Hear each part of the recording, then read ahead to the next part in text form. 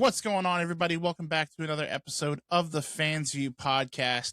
Today, I have a rising name on the independent scene. She's still early in her career, but she's already started turning heads with her athleticism, her work ethic, and her presence inside the ring. I'm so excited to jump into her journey, how she got there, where she's going next. Please welcome to the show, Miss Cecilia Brooks. Cecilia, how are you doing today? Good. I'm doing fantastic. How are you? Good. I'm good. I can't complain. We're just going to jump right into it because I know your time is precious. For people who are just discovering you for the first time, right here and now, who is Cecilia Brooks, both inside the ring and out? My character is me. I'm a brick wall. Um, I just had my last match, my first ever match. You can see in the ring just by itself right there that I don't play. When I step into the ring, I mean business.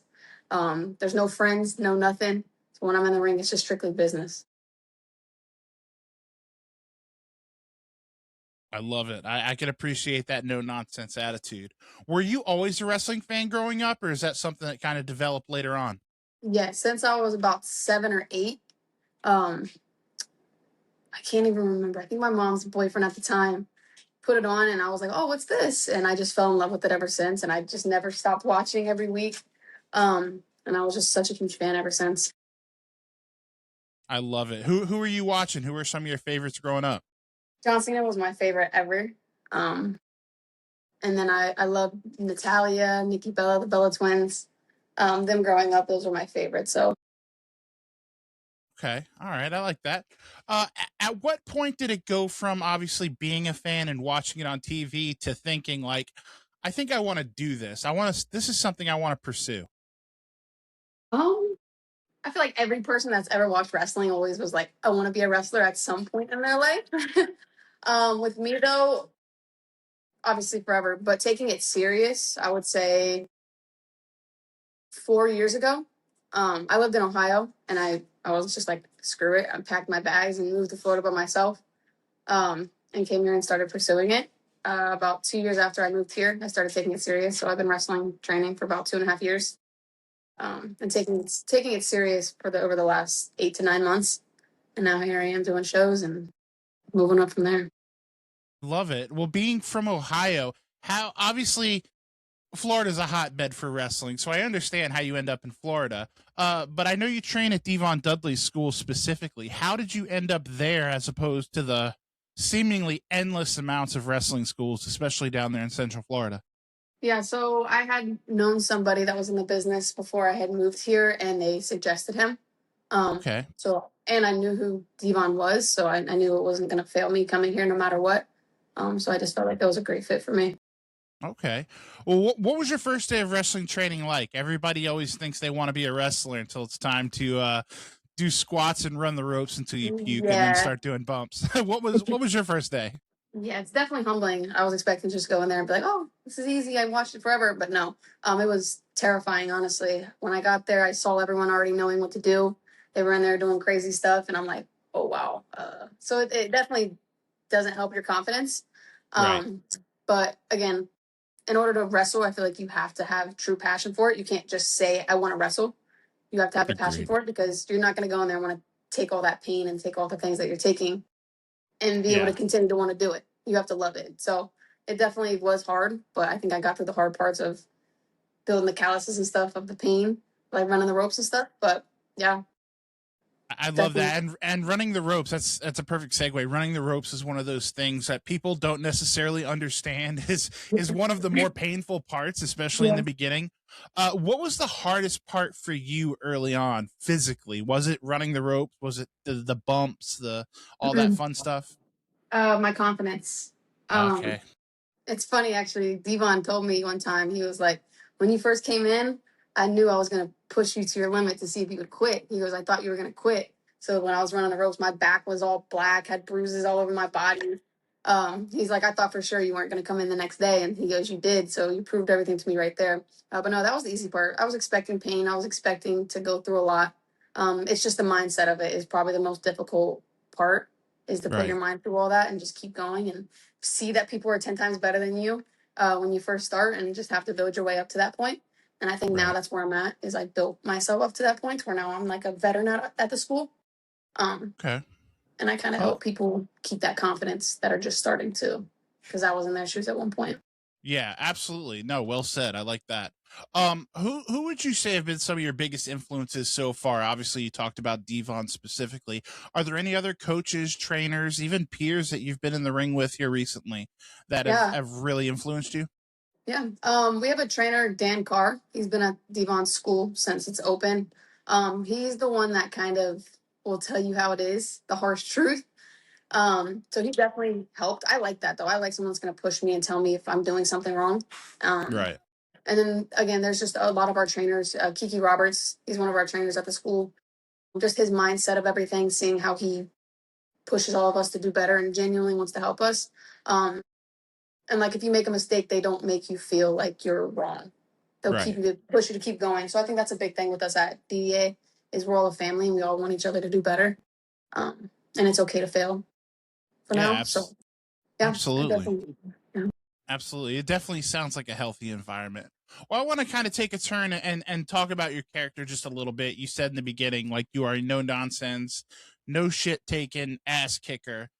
And you kind of touched on it. How much of Cecilia Brooks, the character, is the real you turned up to 11? Yeah. Like I said, I think it's just me turned up a little bit. Once I get in that ring, I just flip a switch. It's like I just naturally turn into that. There's no character really involved. That's just me naturally going out there being like that. I've always been like that. I've always been the tomboy, the tough girl. So it's really nothing that I have to put on a show out there for. It's just me naturally being out there. Right. That is equal parts interesting, awesome, and terrifying, if I have to put it into words. Um what is something, obviously, like you said, you're still very green, you're very new. What's something about independent wrestling that you feel like fans don't really understand or appreciate to the level you think they should, be it the travel, the setup, the grind, just behind the scenes?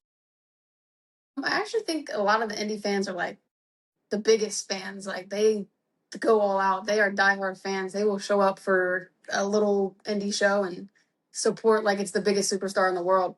Um, but again, it's just like the storytelling and stuff. Some people might not get. Like if we do Right. something that makes sense to us, it might not make sense to your typical wrestling fan because maybe they don't understand it to a full point. Um, but yeah, I do think the indie fans are great fans. They come out and show out and support. So For sure, for sure. How do you handle not just the physical, obviously we touched on the physical, but the mental side of wrestling, the self-doubt, the can I do this, the comparing yourself to others. Obviously this is a very, you know, comparative business sometimes. How do you kind of deal with that mental side of it? yeah, like I said at the earlier, that's probably the toughest challenge that I Mhm. go through. I can handle the physical pain, but yeah, the mental, seeing people go out and do something that I think, oh, I probably can't do, or I'm not as good as that. It definitely does put a strain on you. But again, you just have to ignore that, keep going, and do what you know that you can do best, and sky's the limit from there. Are you somebody that watches your matches back? Yes, Do I'll you, watch do it a you thousand times over. yeah, do you find it helpful, or you Yes. like cringe and is it hard to sit through?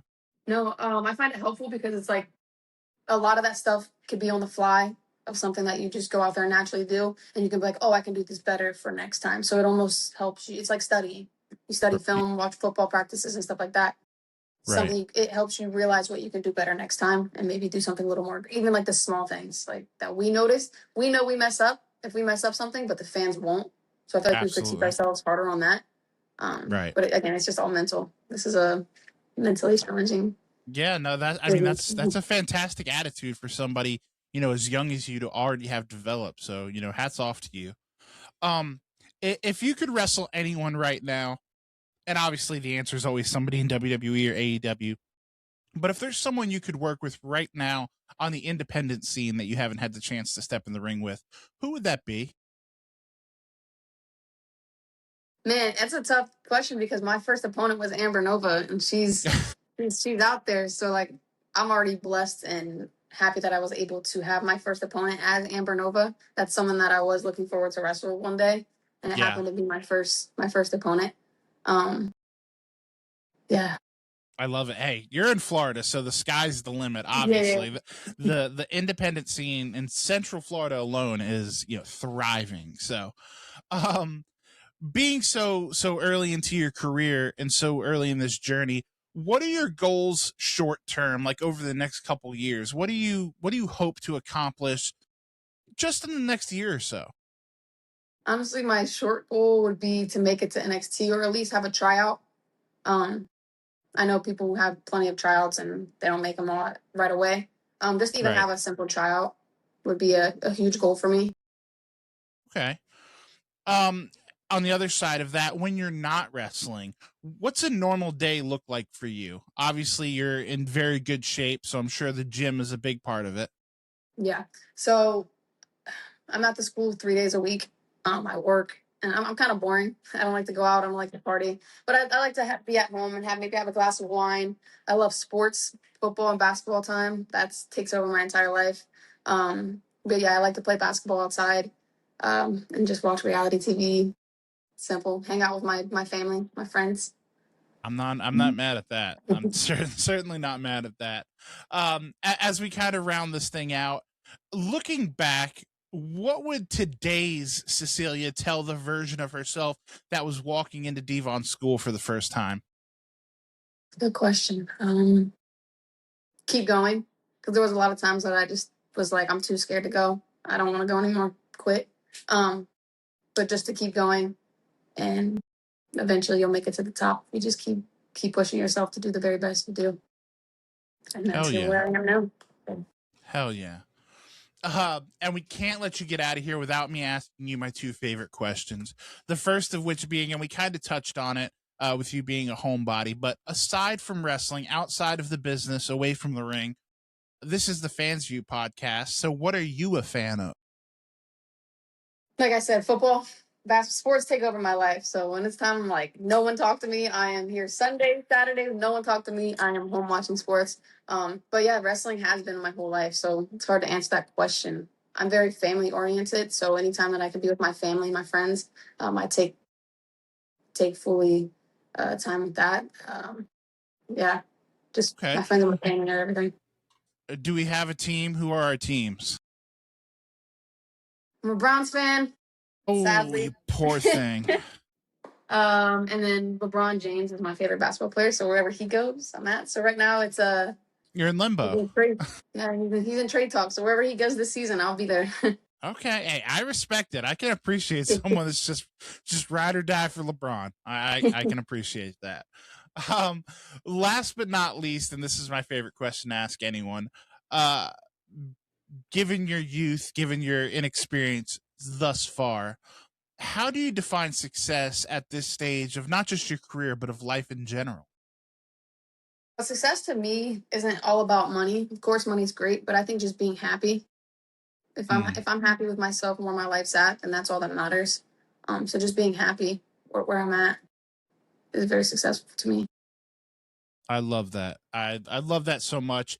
And I really, like I told you when we first got on, I so appreciate you coming on today and sharing a little bit of your time. Before we let you get out of here, we gotta know, where can we see Cecilia Brooks? Where can we talk to you on social media? Where can promoters get a hold of you?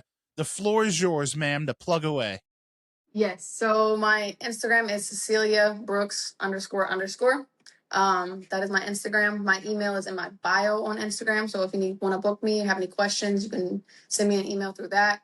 I have a match with DDA Rebound August 15th. We are collabing with another promotion. That's going to be a huge show in Central Florida. We don't have a location yet. I don't think, but there is a QR code on there if we end up finding one. I'm not up to date with everything on that yet. But August 15th, 100%, there will be DDA Rebound, and I will be on there, and I will be facing Amber Nova again for my rematch because I won the title the first time, but people like to cheat. You know what I'm saying? So I I will be love getting my rematch. I love it. I love it. Hopefully, people, if you're in the Central Florida area, you can go support Cecilia in person. If not, make sure to go follow her on social media. That's free. And while you're following people, make sure to go follow the Fans View podcast on all the socials. You subscribe on YouTube, Spotify, Apple Podcasts, all the things. Here comes the podcast shtick. Like, subscribe, ring the bell, all that fun stuff.